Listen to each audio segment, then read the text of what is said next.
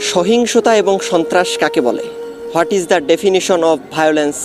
What is the definition of terrorism? আসলে সন্ত্রাস বলতে, সহিংসতা বলতে আমরা কি বুঝি? সহিংসতা এবং সন্ত্রাস হলো হিংসার চরম লেভেল, যেটা একজন মানুষ হিংসা করতে করতে সর্বশেষ লেভেল যেটা, সেটাই হলো সন্ত্রাস। সন্ত্রাসী কর্মকাণ্ড মানুষের জীবনকে ধ্বংসের দ্বারপ্রান্তে পৌঁছায় দেয়। এর বাহিরে ইসলাম মানুষকে শান্তি এবং মানুষকে সুশৃঙ্খল একটি জীবন বাতলিয়ে দেয়।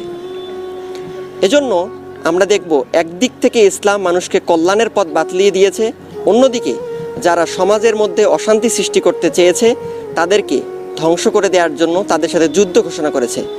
আল্লাহ সুবহানাহু ওয়া তাআলা এই ব্যাপারে বলছেন, ইদফা বিল্লাতি হিয়া আহসান ফাইদাল্লাযী বাইনাকা ওয়া বাইনাহু আদাওয়াতুন কাআন্নাহুম ওয়ালিয়্যুন হামীম।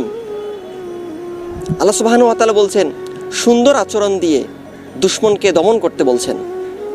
এর ফলে দেখা যাবে যে যারা আমার দুশমন ছিল, যাদের মাঝে আমার শত্রুতা ছিল, তারা আমার আচরণে একদিন বন্ধুতে পরিণত হয়ে যাবে।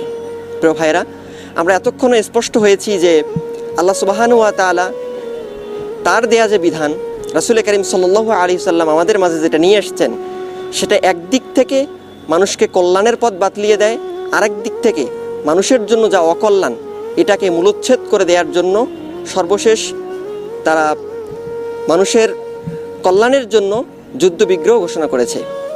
আসুন আমরা রাসূল করিম সাল্লাল্লাহু আলাইহি ওয়াসাল্লামের জীবন থেকে সন্ত্রাস এবং সহিংসতা দূর করার জন্য যে মেথোডোলজি অবলম্বন করেছেন সেটা জানার চেষ্টা করি।